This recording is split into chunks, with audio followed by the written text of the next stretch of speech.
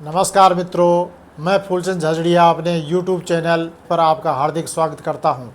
तो रेकी जापानी भाषा के रे और की दो अक्षरों से मिलकर ये शब्द बना है। ये जापानी शब्द है रेकी और इसका शाब्दिक अर्थ है यूनिवर्सल लाइफ फोर्स एनर्जी, सार्वभौमिक जीवन ऊर्जा शक्ति, सर्वव्यापी जीवन ऊर्जा शक्ति, जीवन को ऊर्जा प्रदान करने वाली ऐसी शक्ति जो ब्रह्मांड में सर्वव्यापी है।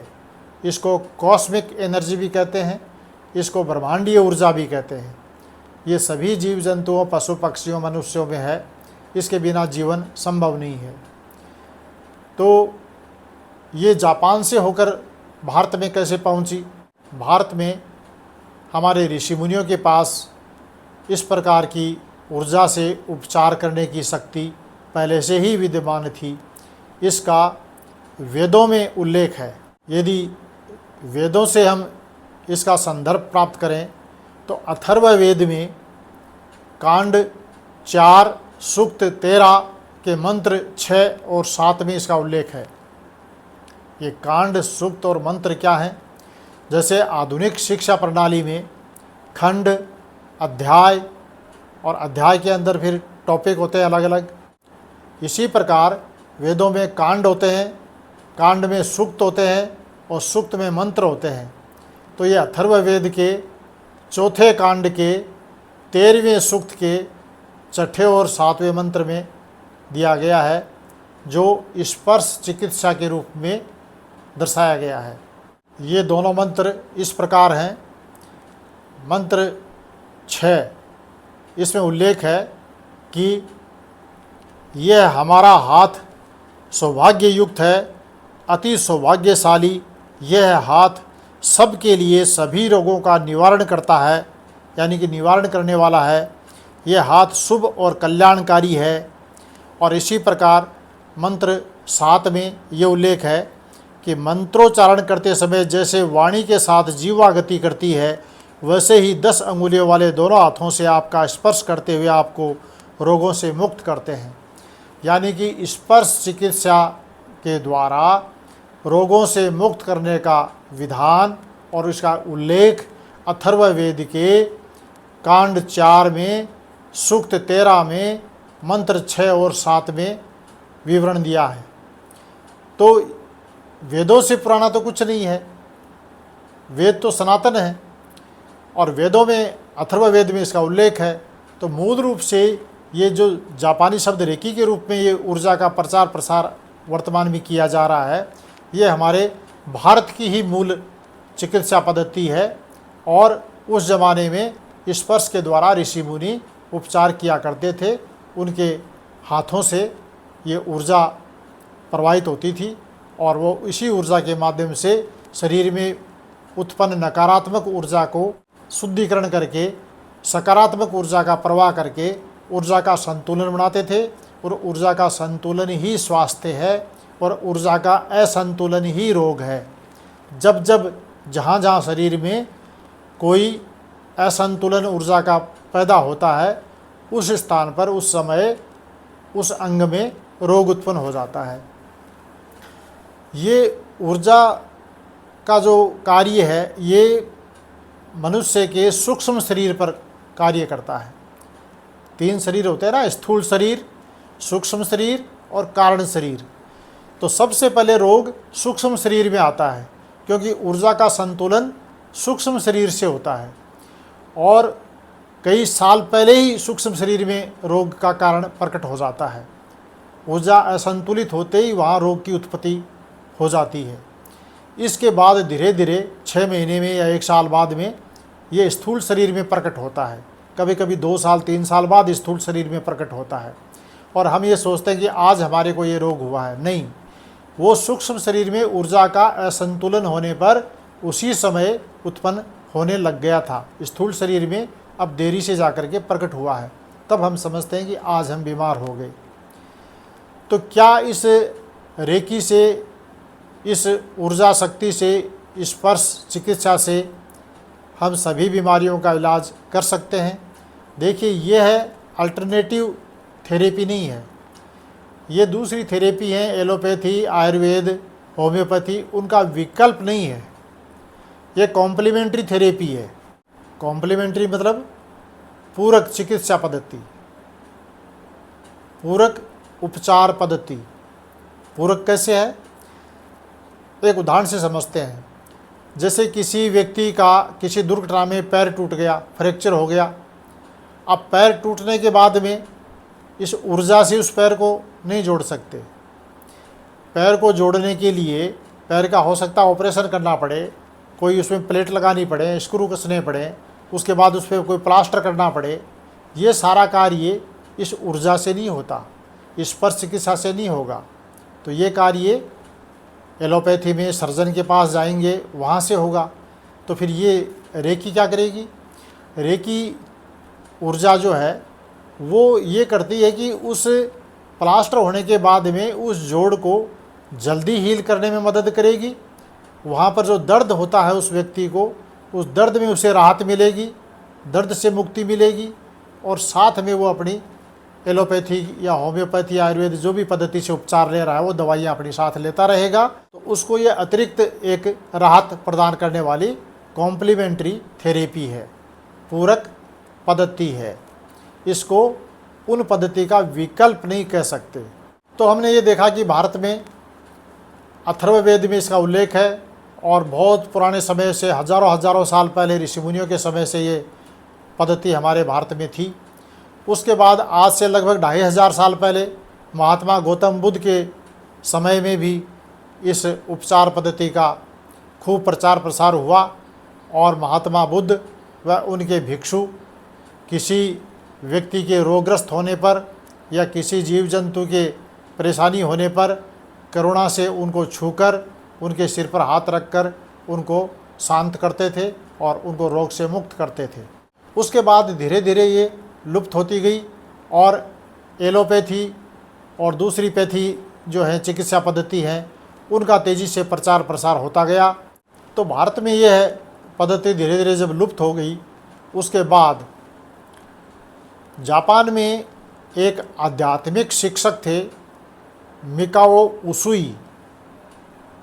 वो वहाँ अध्यात्म की शिक्षा दिया करते थे, और वहाँ एक दिन ये प्रश्न उत्पन्न हुआ कि जब पुराने समय में ऐसा पढ़ने में आता है कि स्पर्श करके लोगों को ठीक किया जा सकता था, तो अब ठीक क्यों नहीं किया जा सकता?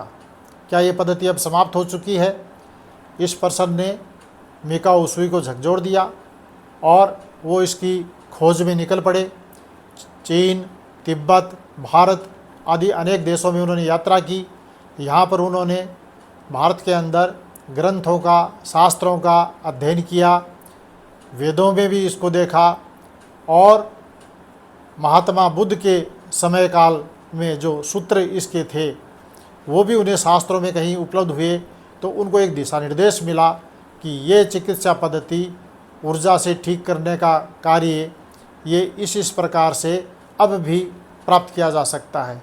इसके बाद वो जापान गए, और वर्ष 1922 में जापान में कुरामा पर्वत पर जाकर उन्होंने 21 दिन तक कठोर तप ध्यान साधना किया, बिना अन्न जल ग्रहण किए तपस्या में 21 दिन तक रहे, और अपनी कठोर तप ध्यान से 21वें दिन उनको ऊर्जा की प्राप्ति हुई। ब्रह्मांड से ऐसा लगा कि एक सफ़ेद प्रकाश का पुंज उनके भीतर समा गया है, और उससे वो बहुत खुश हुए, खुशी से नाचने लगे और दौड़ करके नीचे पर्वत से आए। रास्ते में उनके पैर के अंगूठे पर एक पत्थर की चोट लगी, खून बहने लगा, दर्द हुआ। उन्होंने उसको हाथ लगाया चोट के स्थान पर, और हाथ लगाते ही खून का बहना बंद हो गया और दर्द तुरंत बंद हो गया। तो उनको लगा कि ये उपचार में भी बहुत अधिक मददगार है। और उसके बाद 1922 से लेकर 1925 तक उन्होंने इसका प्रचार प्रसार किया, हीलिंग की, पढ़ाने की कार्रवाई की, दीक्षा दी, लोगों को सिखाया। काफ़ी इसका प्रचार प्रसार जापान में हुआ। तो जापान की नौसेना में एक डॉक्टर थे चुजिरो हयाशी। तो चुजिरो हयाशी ने मिकाओ उसुई से वर्ष 1925 में इस रेकी ऊर्जा चिकित्सा पद्धति की दीक्षा प्राप्त की और स्वयं ने इसमें हीलिंग का कार्य किया। और वर्ष 1926 में मिकाओ की मृत्यु हो गई। उसके बाद चुजिरो हायाशी ने वर्ष 1927-28 से अपनी अलग से एक शाखा खोली और उसमें रेकी से इलाज और उपचार करने का कार्य शुरू किया। वर्ष 1935 में अमेरिका से एक महिला हवायो ताकाता ये जापान में अपने इलाज के लिए चुजिरो हायाशी की क्लिनिक में आई और अपना इलाज करवाया और रेकी से इलाज करवाकर वह बहुत ही अभिभूत हुई और इतनी प्रेरित हुई कि उसने स्वयं ने चुजिरो हायाशी से ये शिक्षा प्राप्त की और चुजिरो हायाशी से 1936 से 1938 के बीच शिक्षा प्राप्त करके इसका अभ्यास करके फिर वह वापस अमेरिका लौट गई और अमेरिका में और पश्चिमी देशों में इसका खूब प्रचार प्रसार हवायो ताकाता ने किया। आज हम देखें तो रेकी भारत के अलावा USA, UK, Japan, Canada, Thailand आदि देशों में इसका खूब प्रयोग हो रहा है और सबसे अधिक इसका प्रयोग हो रहा है अमेरिका में। अमेरिका में इसके कम से कम 800 सेंटर ऐसे हैं। अनेक अस्पतालों में भी वेलनेस के लिए रेकी हीलर्स आते हैं और पेशेंट को उनकी एलोपैथी सर्जरी या जो भी उनकी थेरेपी मेडिसिन चल रही है उनके साथ में अपनी थेरेपी कॉम्प्लीमेंट्री दे करके खूब राहत प्रदान कर रहे हैं। तो अमेरिका में विश्व के अंदर सबसे अधिक रेकी का प्रयोग किया जाता है। उसके बाद जापान, फिर भारत और फिर दूसरे देश हैं जैसे कनाडा, थाईलैंड है, ऑस्ट्रेलिया है। इस प्रकार भारत के अंदर ये रेकी कब आई तो विदेशों के जो ये टूरिस्ट थे, जो हीलर थे, वो हीलर टूरिस्ट भारत में 1990 में आए। उन्होंने इसका यहाँ इंट्रोडक्शन दिया, परिचय दिया कि ऐसे ऐसे एक थेरेपी होती है। क्योंकि हम लोग तो अथर्ववेद वाली बात और महात्मा बुद्ध के समय की जो बातें थी चिकित्सा की स्पर्श द्वारा वो भूल चुके थे। तो इन्होंने जब ये बताया कि इस तरह से स्पर्श चिकित्सा से होता है, 1992 में दिल्ली और मुंबई में इसके कैंप लगाए वर्कशॉप की और तब इसका 1992 से भारत के अंदर प्रचार प्रसार हुआ है। तो भारत में रेकी हीलिंग को प्राणिक हीलिंग भी कहा जाता है, स्पर्श चिकित्सा भी कहा जाता है। और जापान से ये घूम करके भारत में आई है तो नए नाम के साथ में भारत में प्रवेश किया 1992 में रेकी के रूप में। तो अब रेकी के रूप में इसको जाना जाता है। देखिए, रेकी एक साइंटिफिक है, एक कॉस्मिक एनर्जी से व्यक्ति चैनल के रूप में काम करता है, एक माध्यम बनता है और उसके सहस्त्रार चक्र में से वह ब्रह्मांडीय ऊर्जा प्रवेश करती है और उसके हाथों से फिर बाहर निकलती है और वो पेशेंट के रोगग्रस्त स्थान पर जहाँ भी उसको जो प्रॉब्लम है, जो समस्या है, उस समस्या का निवारण करने के लिए स्पर्श करके, स्पर्श करना भी ज़रूरी नहीं है, स्पर्श करके भी कर सकते हैं और बिना स्पर्श किए ऊपर से भी कर सकते हैं। तो ये ऊर्जा के संतुलन का कार्य करती है। डिप्रेशन है, किसी आदमी को अवसाद है या नींद नहीं आ रही है या बहुत चिंता में है या बहुत तकलीफ़ में है। अभी आप देखेंगे कि बहुत से लोग ऐसे मिलेंगे जिनके पास वो कहते हैं हमारे पास सब कुछ है, पैसा है, धन दौलत सब कुछ है, नौकर चाकर, बंगले, गाड़ी घोड़े सब हैं, लेकिन सुख नहीं है। क्यों नहीं है? क्या बीमार हो? नहीं, बीमार नहीं है। डॉक्टर के पास गए, सारा चेकअप करवाया, MRI करवाई, सोनोग्राफी कराई, CT स्कैन करवाया, एक्सरे करवा लिया, ब्लड टेस्ट करवा लिया, सारे टेस्ट करवा लिए, सब जांचें करवा ली, कोई रोग शरीर में आया ही नहीं पकड़ में। तो ये जो बात है कि हम परेशान हैं लेकिन डॉक्टर के पास रोग पकड़ में नहीं आया, इसका मतलब क्या है? इसका मतलब ये है कि आपके स्थूल शरीर में बीमारी नहीं है, डॉक्टर केवल स्थूल शरीर की बीमारियों को ही जांच करके उपचार करते हैं और वो अपने मशीनरी और साधनों से स्थूल शरीर के रोगों को ही डिटेक्ट करते हैं। लेकिन आपके सूक्ष्म शरीर में नकारात्मक ऊर्जा के कारण यदि कोई चिंता है, कोई अनिद्रा की समस्या है, कोई घबराहट है, कोई भय है, तो उसका भय का, घबराहट का, इनका क्या सूक्ष्म शरीर की जो ऊर्जा का असंतुलन है उसका क्या रिपोर्ट आएगी? कौन सी जांच में आएगी? कौन सी मशीन पकड़ेगी? एक आदमी भयग्रस्त रहता है हमेशा।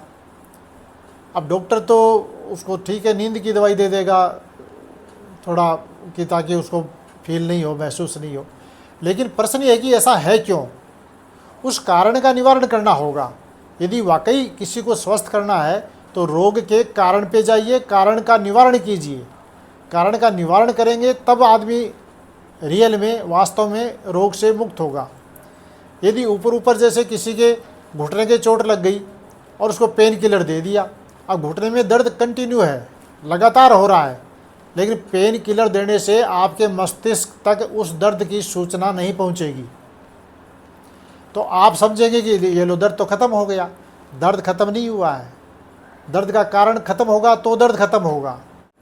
इसलिए स्वास्थ्य पर विपरीत प्रभाव डालने वाली कुछ ऐसी बातें हैं, जैसे व्यक्ति गुस्सा करता है, क्रोध करता है, नफरत करता है, ईर्ष्या करता है, लोभ करता है, चुगली करता है, झूठ बोलता है, बेईमानी करता है। ये समस्त नकारात्मक ऊर्जा आपके अंदर, हर कोशिका के अंदर भर देंगी और शरीर में अनेक प्रकार के भय, घबराहट, अनिद्रा, बेचैनी, स्मरण शक्ति का ह्रास, ये सब शुरू हो जाएंगे और किसी मशीन में पकड़ में नहीं आएंगे। पकड़ में कब आएंगे? जब ये बहुत ज़्यादा बढ़ जाएंगे, बढ़ करके गांठें बन जाएंगी, कोई कैंसर बन जाएगा, कोई और कुछ बड़ी बीमारी बन जाएगी, तो स्थूल शरीर में जब प्रकट होगी बीमारी तो स्थूल शरीर में वो मशीन की जांच से या रक्त की जांच से पकड़ में आएगी। लेकिन जब तक वो सूक्ष्म शरीर में एक ऊर्जा के रूप में, और वो भी नकारात्मक ऊर्जा के रूप में है, विद्यमान है, तब तक वो किसी जांच में पकड़ में नहीं आएगी। तो उसका इलाज क्या है? उसका इलाज है ऊर्जा का संतुलन। वो कैसे होगा? वो अनेक प्रकार की पद्धतियां हैं, तो रेकी भी उनमें से एक पद्धति है। ये कॉम्प्लीमेंट्री, जैसा कि मैं आपको पहले कह चुका हूँ, कॉम्प्लीमेंट्री थेरेपी है और ये आपको इसमें मददगार है। अच्छा, इसका विश्वास करना बड़ा मुश्किल है। इसमें ऊर्जा संतुलन होकर जो राहत मिलती है, जो रिलैक्सेशन आता है, जो एक आराम की स्थिति आती है, जो एक संतुष्टि आती है, वो आराम आएगा ऐसा विश्वास करना हर आदमी की समझ में नहीं है। क्यों? क्योंकि हमारे किताबी ज्ञान में, सिलेबस में, किसी स्कूल कॉलेज में ऐसी बातें पढ़ाई नहीं गई, तो हम कैसे मान लें? तो हम क्या मानते हैं? हम ये मानते हैं कि जितना हमें पढ़ाया गया, जितना हमें ज्ञान है, उतना ही इस दुनिया में ज्ञान है। उसके अलावा बाहर कोई ज्ञान या और कोई तत्व नहीं है, कोई विद्या नहीं है। तो हम मानने को तैयार नहीं होते और ये सारा का सारा विश्वास पे काम होता है। रेकी हीलर दीक्षा प्राप्त करने के पश्चात जब वो अपने ध्यान साधना से इस ऊर्जा को बढ़ाता है और ऊर्जा को संतुलित करने का प्रयास करता है, तो उसमें जो पेशेंट है वो भी यदि विश्वास करता है तो उसको यूं का यूं, जैसा उसकी ऊर्जा शरीर में दी गई है वैसी की वैसी वो उसको एक्सेप्ट करता है, स्वीकार करता है, तो उसको पूर्ण फायदा होता है।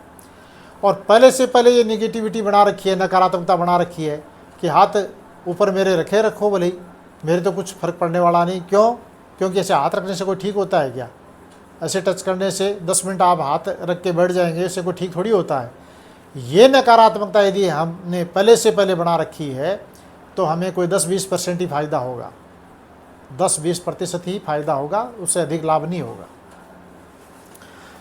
तो मैं तो स्वयं आपको ये जानकारी दे रहा हूँ कि शुरू में जब मैंने इसके बारे में सुना तो मैंने कतई विश्वास नहीं किया।